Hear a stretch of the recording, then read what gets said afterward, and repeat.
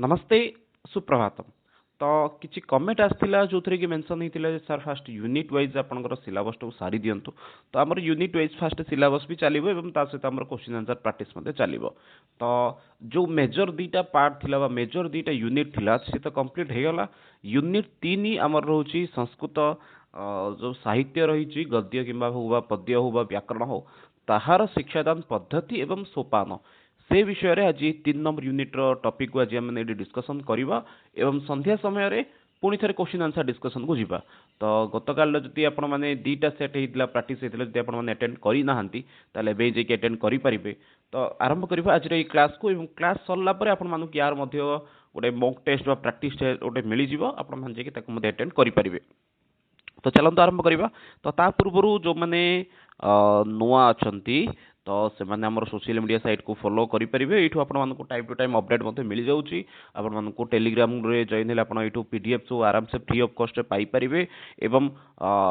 Insta एवं अन्य social media site को जब आप फॉलो करूँ डेली बेसिक आमर क्विज टेस्ट होची बा प्रैक्टिस होची आपन जहाँ पढ़ा जाऊँगी तार डेली एग्जाम होची तार रिजल्ट आसूँ। तो आप शीघ्र जॉइन हो जातु। तो चलते आरंभ करवा आज ये सेशन को। तो फास्ट अच्छी आपंकर गद्य साहित्य। तो गद्य माने कौन फास्ट जाना दरकार गद्य साहित्य वैशिष्ट्य कौन अच्छी। तो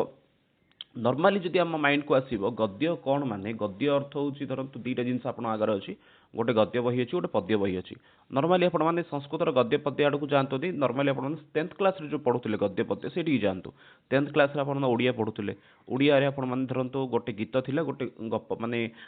गद्य पार्ट गोटे थिला ए दुईटा भितर पढ़िया आपको कौटा बेसी भल लगुला ऑब्वियसली आपको गद्यटा पढ़िया भल ही लगुता प्राय पिला गद्य पढ़िया भल लगुला रिजन कौन रही कारण कौन रही से बुझाक सहज होता। यहीपरि भाव में गद्य साहित्यर संस्कृत साहित्य कौन रही बहुत डिमांड रही। डिमांड अर्थ हूँ बहुत माने कम लेखक अच्छा जो मैंने गद्य साहित्य किसी लिखिं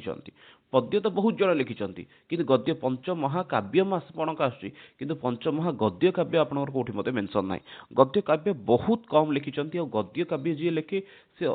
माने कौन पद्य काव्य लेखकों से विशिष्ट बोली रही माने कहला। देखा आगू से विषय तो गद्य साहित्य वैशिष्ट्य देखा ताले कौन गद्य साहित्य संस्कृत साहित्य गोटे स्वतंत्र स्थान रही। आमको फास्ट गद्य कौटी देखा मिले आमको फास्ट गद्य देखा मिले यजुर्वेद आपण मन थी वेद आम मान चार्टा रही से चारिटा वेद भितर ऋग्वेद तो आपंकर मंत्रात्मक आसीगला कि यजुर्वेद आपर कौन अच्छे गद्यात्मक अच्छी। यजुर्वेद ही हूँ आपंकर दी भाग भाग होती गोटे हूँ कृष्ण यजुर्वेद आप गोटे हूँ आपंकर शुक्ल यजुर्वेद। तो आपने कमेंट बॉक्स में मेंशन करूँ ये जो दुईटा माने चारिटा वेद रही से भर आपण कौ वेद। तो गद्य साहित्य विषय जो चर्चा करती से समय आम कथा साहित्य आसते इनक्लूड हो जाए कथा साहित्य गद्य सहित मिसिकी जाती। तो फास्ट तो आमको देखा मिले यजुर्वेद से गद्य साहित्य आमको कौटू कौटू मिले। तो यही जो ना गुड़िक रही बहुत इंपोर्टेंट ना गुड़िक आपको मन रखा निहत रूप दरकार जपरिक आप फास्ट आसीगले सोमदेव कौन अच्छे कथा सरिसागर क्वेश्चन पचारे आपंकर नॉर्मली जे कथा सरिसागर रचनाकार किए तो सी हूँ सोमदेव। दंडीकर दुईटा गद्य साहित्य रही गोटे हूँ दश कुमार चरितम आउट हूँ अवंती सुंदरी कथा बाणभट्ट सेमती रही दुईटा गोटे हूँ कादम्बरी गोटे हूँ हर्षचरितम। तो विश्वास कर आमर सिलेबस कादम्बरी थिला आउ आम माने पीजी रे थिला किंतु परवर्ती समय रे ताकू आमे चेंज कर देकी आमे बुद्ध चरितम नहीं आसलु कहीं लेवल ही तार गोटे अलग हर्षचरितम से सुबंधुंकर बासवदत्ता धनपालंकर तिलक मंजरी एमती बहुत गुड़ाए रही बाधिक सिंह गद्य चिंतामणि मेरुतुंग आचार्यंकर प्रबंध चिंतामणि अंबिका दत्त व्यासंकर शिवराज विजयम ये सब आपंकर कौन अटे गोटे गोटे गद्य साहित्य अटे जहाँकि माने संस्कृत साहित्य भंडार को संस्कृत साहित्य को आहरी रुद्धिमंत कर दूसरी कहीपर आहरी श्रेष्ठत्व को नहीं पारुची। जदि आप पढ़ी थे आपंकर कादम्बरी तो गोटे वाक्य समाप्त होगापाई से गोटे पेज बढ़ाऊला माने गोटे वाक्य ही तार शून्य ना गोटे पेज पूरा गोटे वाक्य पूरा पूरी रोला। तो यहीपरि भाव में आपंकर कौन अच्छे गद्य साहित्य समृद्ध होकर रही अच्छी। गद्य विषय जो देखा गद्य शब्दटी आपंकर कौन अच्छी नॉर्मली व्याकरण दृष्टि गद धातु सहित यत प्रत्यय गद धातु सहित यत प्रत्यय जोग होकर आप गोटे शब्द निष्पन्न है जार ना हूँ गद्य। तो आपण मैंने कमेंट बॉक्स में थोड़ा मेंशन करूँ आपण मैंने गद्य क्षेत्र में कौन कौन टॉपिक पढ़ी मुझे गुड़ाए आपको देखली जपरिक आपंकर अन्य गुड़े केवल एतिक ना ये भितर आप बहुत गुड़ाए आसो जपरिक आपरे पंचतंत्र को नहीं पारे हितोपदेश को नहीं पारे एमाने आपंकर कौन गद्य साहित्य गोटे गोटे पार्ट अटंती। ठीक अच्छे। गद्य अर्थ कौन कहूँ छंद विरहिता रचना गद्यम कथ्यते छंद अर्थ हूँ छंद अर्थ छंद छंदर अर्थ आ किसी कहना चाहूँ एक्जाक्टली छंद विरहित रचना छंद विहीन जोटा अच्छी ताकू गद्य बोली कहगला सिंपली आई थिंक आपने बुझीपारे छंद रहित जोटा अच्छी जो माने वाक्यटी आप छंद रहित अच्छे सी हूँ आपंकर गद्य जोटी छंद आसीगले सी गद्य जीवन सी पद्य पड़े ऑटोमेटिक तो ये गोटे स्पष्ट कर दी छंद विरहिता रचना गद्यम से आप देखो प्रत्येक श्लोक आपंकर छंद रोचे श्लोकटा आप गद्य पाठे जीवनी गद्य आहरी क्या कह ये उच्चारण योग्यम जहाँ उच्चारण करने सहज हो वाचन योग्यम पढ़ाई सहज हो सरल विधिना च वक्तुम शक्यते सरल रूप से कहवाई सक्षम सी आपंकर कौन गद्य बोली कह पाराग्राफटा आप गद्य पाराग्राफटा तत् गद्य पदवाच्यम अपादो पदसंतानो गद्यम अनलंकृत भाषया सुबंत तिंगंत पद समुदाय युक्त गद्यम आउ दुटा धाड़ी ये देला अनलंकृत अर्थात अलंकार नथिबो सुबंत तिंगंत इत्यादि पदयुक्त यही सब पद युक्त होगी जोटा रहा सी है आपंकर कौन गद्य ठीक अच्छे तो नेक्स्ट देखा अतः स्पष्ट रूपेण वक्तुं शक्यते यद् येन वाचनेन अस्माकं भाव प्रकाश सरल सुबोध च भवेत् वक्ता श्रोता च उभौ निमग्नौ तिष्ठतः शब्द काठिन्यं न स्यात् अन्वयस्य जटिलता न स्यात् तदैव गद्यपदवाच्यं भवितुम् अर्हति गद्यपदवाच्य विषय आउरी टिके स्पष्ट रूप से कहितला कौन कौन दी चारटा जिनस माने मन रखि दियंतु स्पष्ट रूपेण वक्तुं शक्यते धरतु गोटे वाक्य आपण पढ़ले सरल रूप से आपण अति सहज बुझे पारे जोटा सेटा पद्य केबे मध्ये संभव करने कहीं गद्य साहित्य आपंकर कर्ता क्रिया कर्मपद विशेष विषय सब आप गोटे धाड़ी में थाए कि पद्य कौन थाए ना क्रियापद गोटे जगह थाए कर्तृपद अलग अलग थाए तो सहजरे पढ़ी सहजरे बुझेबाटा एत सहजकर होई नथे एथि कहीपर कौन ना स्पष्ट रूपेण वक्तुं शक्यते येन वाचनेन अस्माकं भाव प्रकाश सरल सुबोध अस्ति येन वाचनेन जहाद्वारा आमर कौन भाव प्रकाश सरल और सुबोध होता है वक्ता श्रोता च उभौ निमग्न तिष्ठतः जोटार मध्य वक्ता श्रोता उभय निमग्न होगी थांती शब्द काठिन्यम न स्यात् शब्दर कठिन कठिन शब्द मध्य नथिबो अन्वय से जटिलता अन्वयटा आपंकर कौटे होची पद्य आसुची अन्वय तो आपंकर गद्य ना अन्वय से जटिलता न स्यात् तदैव गद्य पदवाच्य आ सेटा ही आपंकर गद्य पदवाच्य होता है आउ ताकू ही आम गद्य बोली कही थाउ गद्य हूँ आपंकर डेफिनेशन बहुत ये देखिए किसी जिनस ना नेक्स्ट आगू देखा यत् पठन काले पाठक श्रवण मात्रे च श्रोता सद्य अवगछे तदैव गद्यम जहाँ पढ़े पूर्व बहुत थर कहली जे आपंकर जोटा पढ़िया क्षणी पाठक बुझीपारुचे और कहवा क्षणी श्रोता शुणु शुणु सी बुझीपारुचे ताकू ही गद्य बोली कहीपर प्रशिक्षण पद्धति श्रवण भाषण पठन लेखन क्रमेण वर्तते तत्साहाय्येन गद्य माध्यमेन एव सर्वाधिक साफल्यं लब्धुं शक्यते यथा गद्यस्य उद्देश्यं स्पष्ट कथनं वृत्तबंध रहितं गद्यम अतः गद्य भाव प्रकाश एवं सरल भवितुं शक्नोति ये गोटे शब्द देछि गद्यर उद्देश्य होछि कौन स्पष्ट कथन गद्य शब्द ये गोटे इंपोर्टेंट क्वेश्चन आप मन रखु गद्यर उद्देश्य होछि कौन स्पष्ट कथन नेक्स्ट आउ एते माने विषय वस्तु ना गद्य साहित्य वैशिष्ट्यानि संस्कृत गद्य साहित्य आपन वैशिष्ट्य कौन अच्छी नर्माली पर्यंत गद्य अर्थ कौन देखिले भी संस्कृत गद्य साहित्य वैशिष्ट्य को देखा संस्कृत गद्य रचना पद्य मिश्रण संस्कृत गद्य आप देखिए प्रायतः पद्य आप धरतु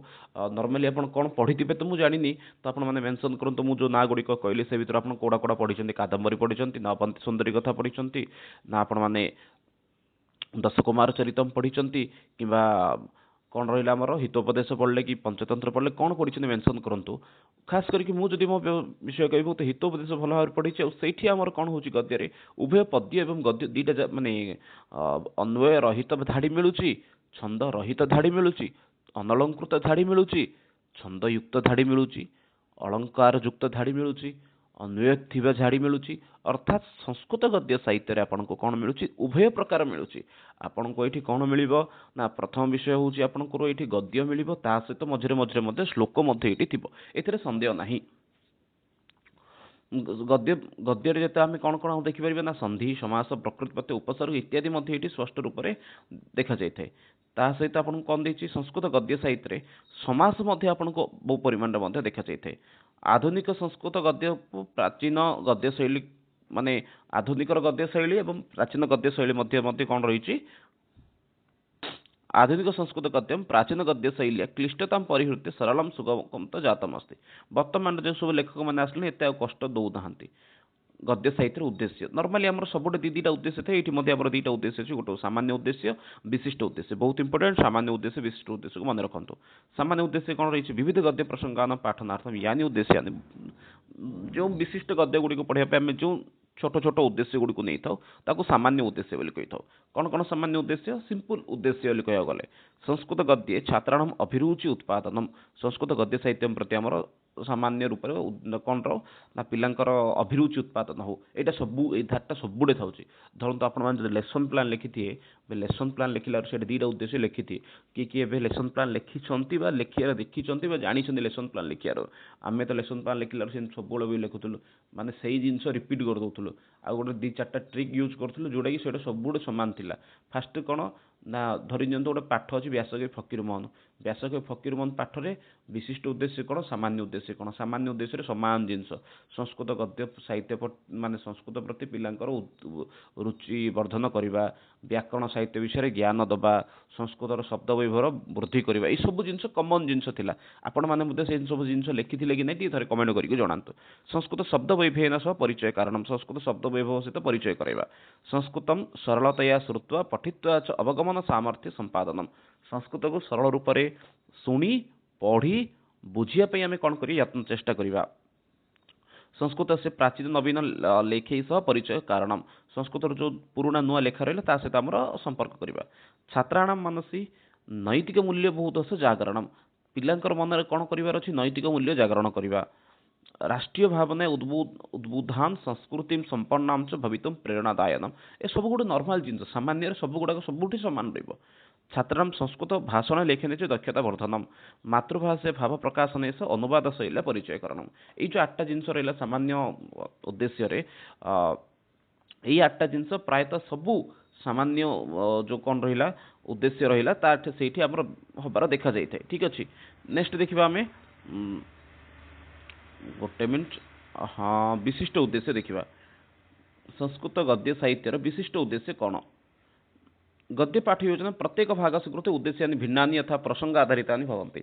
धरन्तु गद्य साहित्य प्रत्येक विषय आमर कौन थे माने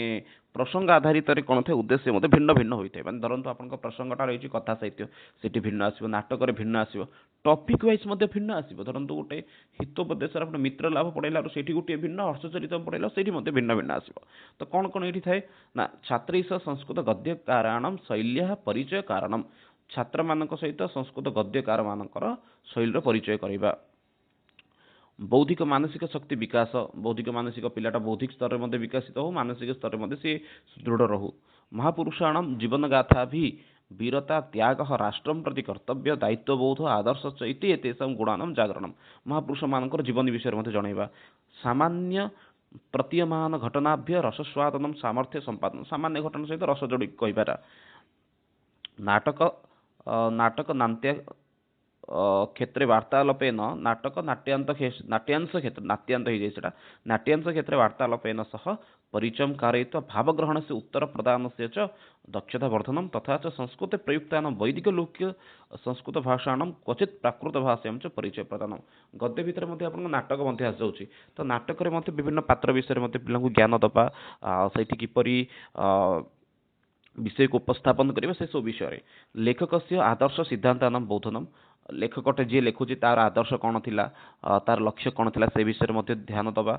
नाटके अभिनय शैल्या संभाषण शैल्या तथा च स्वर से आरोह अवरोह क्रमेण कथन से आवश्यकता अवगमनम नाटक अभिनय शैली संभाषण शैली तथा आरोह अवरोह क्रम निजर विषय वस्तु को उपस्थापन करने यत्न करवा रचना शक्ति विकास सर्वत्र च संस्कृत से वैशिष्ट्य उपलब्धि रचना शक्तिर विकास करवा एवं ता सहित संस्कृतर वैशिष्ट्य सबुठ उपलब्ध करवा ये सब सामान्य उद्देश्य आपको आपने पीडीएफ पठेले आपने आराम से देखिए किसी बुझे जिनस ना ये आप आरंभ हो कौन ना कि माने आइडिया रखी बुझे जिनस गद्य शिक्षण विभाग आपंकर ये फास्ट कौन वाचन तापर आसला आपन व्याख्या एवं आउटा आसला आपन विचार विश्लेषण गद्य साहित्य पढ़ाई आपंकर 3टा भाग कराई गोटे हूँ आपंकर वाचन जोटि आप फास्ट विषय वस्तु को पढ़े एवं पिला पढ़े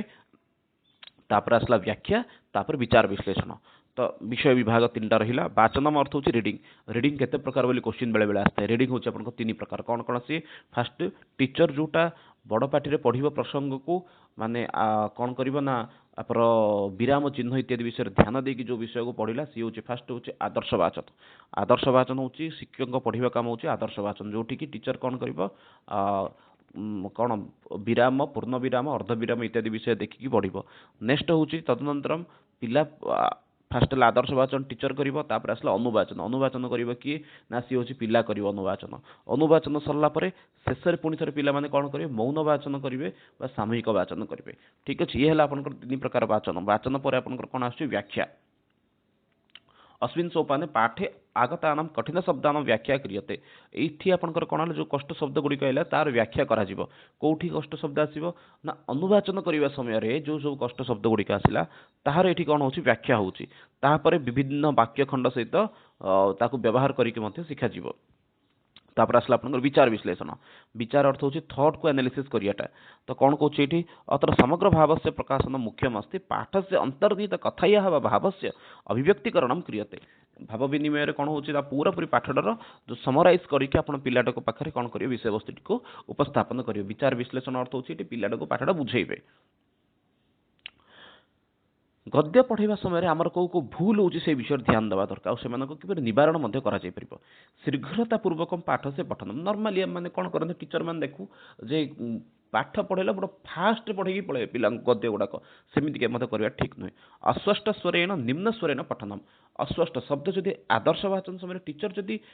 कोन कला अस्पष्ट कहिला वाचन रे पढ़िथिले मु तीनटा वाचन कहिथिले कोटोची आपनकर कोन आदर्श वाचन अनुवाचन मौन वाचन आदर्श वाचन टीचर करूची आदर्श वाचन समय जदि शब्द जदि स्पष्ट रूप रे कहिलानी बा जदि धीर स्वर रे कहिला ताहाले से पिला मध्ये शब्द को बुझी पारियनी सेत पे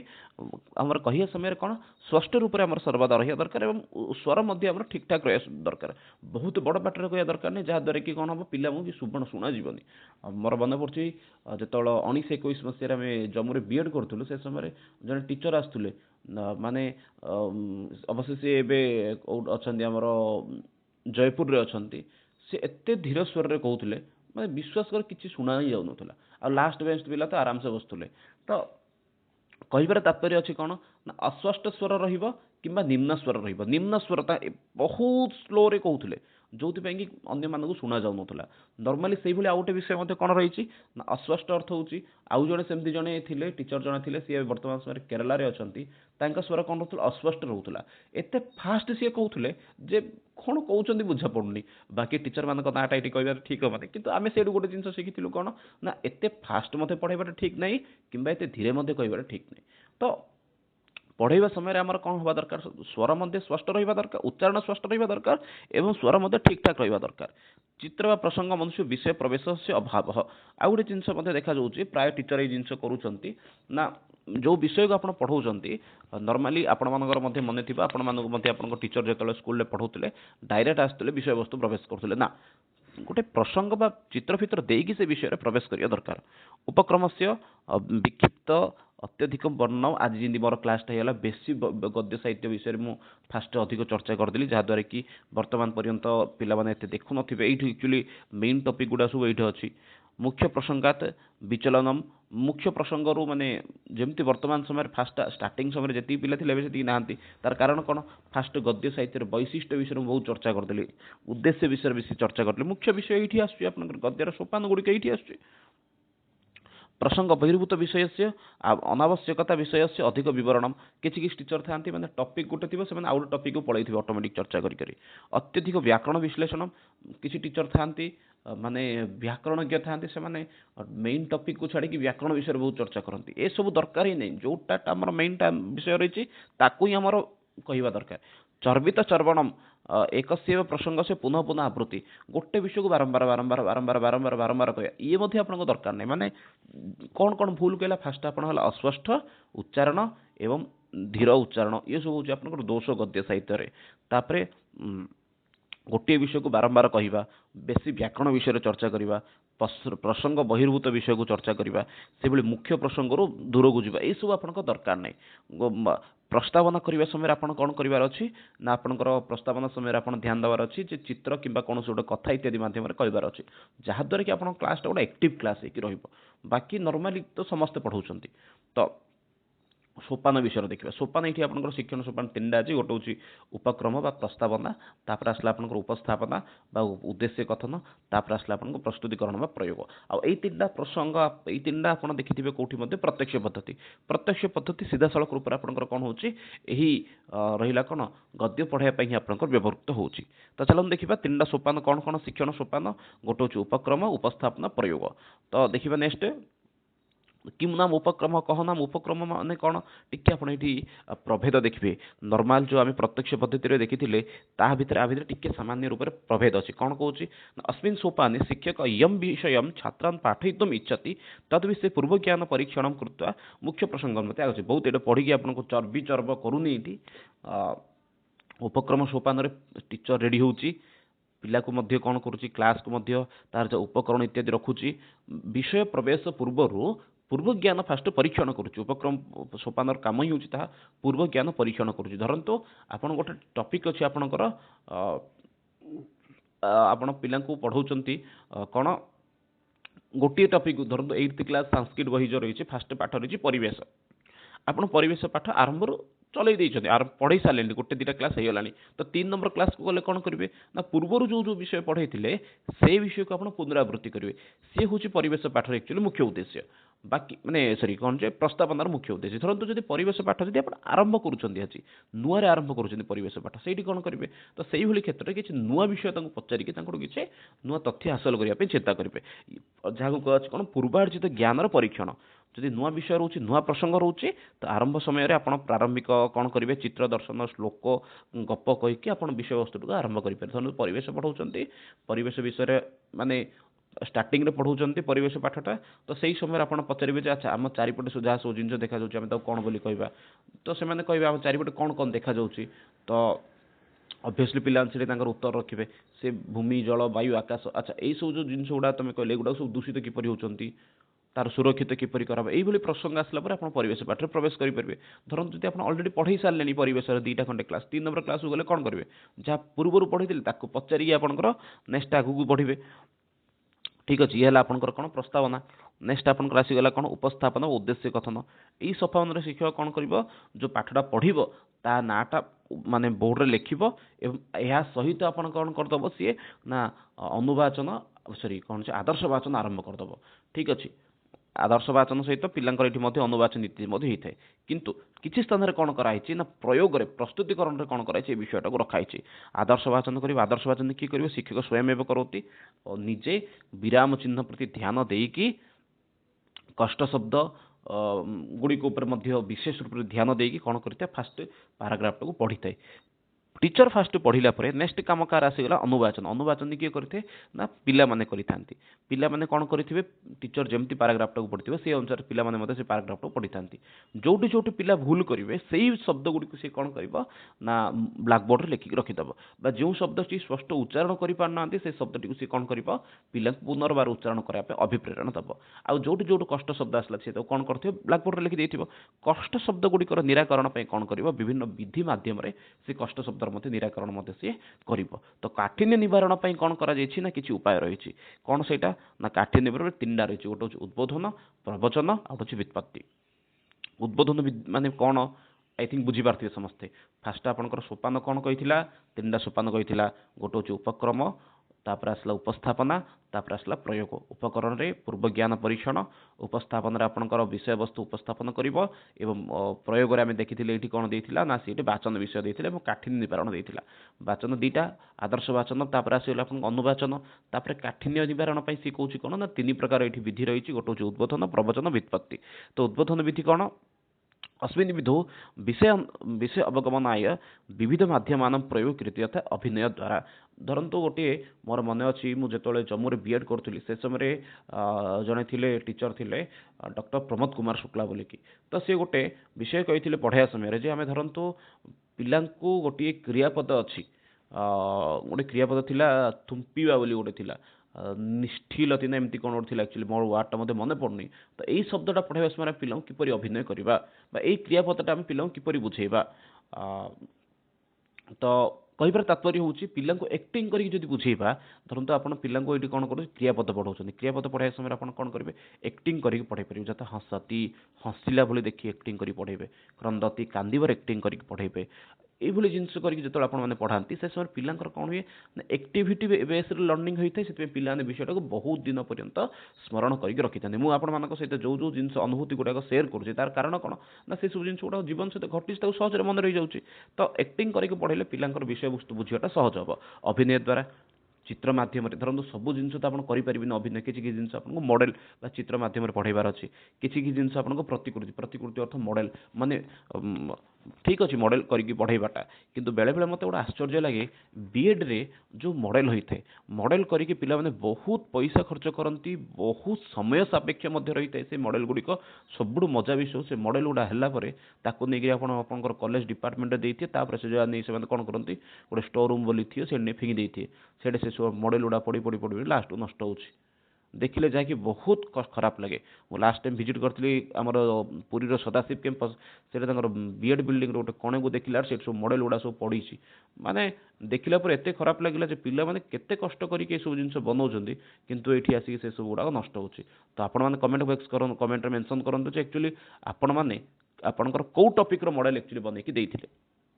ତାପରେ ଆସିଲା ସାକ୍ଷାତ କ୍ରିୟା ପ୍ରଦର୍ଶନ ମାଧ୍ୟମେନ ବିଷୟ ଉଦ୍ବୋଧନ। କ୍ରିୟା ମାନେ ଗୋଟେ କାମଟି କରିକି ଆପଣ ଡାଇରେକ୍ଟ ପିଲାଙ୍କୁ ବୁଝେଇଦେବେ। ଯେମିତିକି ଆପଣମାନଙ୍କୁ ମୁଁ କହିଥିଲି ଯଦି ଥୁମ୍ପିବା କ୍ରିୟାପଦଟି ଆସିଲା ସେଠି ଆପଣମାନେ କ'ଣ କରିବେ, ହସିବା କ୍ରିୟାପଦ ଆସିଲା କ'ଣ କରିବେ, ସେଇଭଳି କ୍ଷେତ୍ର ମଧ୍ୟ ଆପଣ ବୁଝେଇ ପାରିବେ। ଇଏ ହେଲା ଆପଣଙ୍କ ଉଦ୍ବୋଧନ। ନେକ୍ସଟ ଆସିଲା ପ୍ରବଚନ। ପ୍ରବଚନ ବିଧି କ'ଣ କହୁଛି, ଏଇଠି ଆପଣଙ୍କର ବ୍ୟାଖ୍ୟା ପ୍ରଧାନ ଅଛି। କ'ଣ ଅଛି ଏଇଠି ନା ଫାଷ୍ଟ ଆପଣଙ୍କର ଅନୁବାଦ ବିଧି, ଆବିଧାନିକ ବ୍ୟବହାର ବିଧି, ମାନେ ଅଭିଧାନ ହେଉଛି କୋଷ ଗ୍ରନ୍ଥ। ଧରନ୍ତୁ ଗୋଟେ ଶବ୍ଦ ଆସିଲା ତାର ପର୍ଯ୍ୟାୟବାଚୀ ଶବ୍ଦ କ'ଣ କରିବ, ଅମର କୋଷରେ କ'ଣ ରହିଛି, ଶବ୍ଦ କଳ୍ପଦ୍ରୁମରେ କ'ଣ ରହିଛି, ଏଇସବୁ ଜିନିଷ ଦେଖିକି ମଧ୍ୟ କହିପାରିବେ। ଆବିଧାନିକ ଅର୍ଥ କୋଷ ଗ୍ରନ୍ଥାନାମ ପ୍ରୟୋଗ, କୋଷ ଗ୍ରନ୍ଥ ଅର୍ଥ ହେଉଛି ଡିକ୍ସନାରୀ ପ୍ରୟୋଗ କରି କହିପାରିବେ। ତାପରେ ଦେଇଛି କ'ଣ ଶବ୍ଦାନାମ ପରିଭାଷା, ଶବ୍ଦର ପରିଭାଷା ମଧ୍ୟ କ'ଣ ରହୁଛି, କଷ୍ଟ ଶବ୍ଦର ପରିଭାଷା କ'ଣ ରହିଛି ତାକୁ ମଧ୍ୟ କହିପାରିବେ। ଟୀକା କମେଣ୍ଟେଟ୍ରି ମଧ୍ୟ କ'ଣ ରହିଛି ତାକୁ ମଧ୍ୟ ମେନସନ୍ କରିକି ଆପଣମାନେ କ'ଣ କରିବେ ପିଲାଙ୍କର କ୍ୱେଶ୍ଚିନ୍ ନିବାରଣ ମଧ୍ୟ କରିପାରିବେ। ଏଇସବୁ ଜିନିଷ ଭଲ ଜିନିଷ ଗୋଟେ ଆସିଲା। ତ ମେଘଦୂତର କି ଟୀକାକାର ଅଛି ନା କମେଣ୍ଟ ବକ୍ସରେ ମେନସନ୍ କରନ୍ତୁ। ଟୀକା ନାଁଟା ଆସିଲା ମାନେ କିଛି ଦିନ ତଳେ ପିଲାଙ୍କୁ ପଢ଼ାଇବା ସମୟରେ ହଠାତ୍ ଆସିଲା ମେଘଦୂତର ଟୀକାକାର କିଏ ମନେ ପଡ଼ିଲାନି, କିନ୍ତୁ ଏବେ ଟୀକାକାର ନାଁଟା ମନେ ପଡ଼ିଲା, ସେଥିପାଇଁ କମେଣ୍ଟ ବକ୍ସରେ ମେନସନ୍ କରନ୍ତୁ ମେଘଦୂତର କି ଟୀକାକାର। ତ ଏଇ ଯେଉଁ ବିଧିଟା ରହିଲେ କ'ଣ ଏଠି ପ୍ରବଚନ ବିଧିରେ ଏଇଠି ପ୍ରମୁଖ ରୂପରେ ଅନୁବାଦ ମୁଖ୍ୟ ରହିଲା, କୋଷ ଗ୍ରନ୍ଥ ଗୁଡ଼ିକର ପ୍ରୟୋଗ ହେବ, ଶବ୍ଦର ପରିଚୟ ହେବ,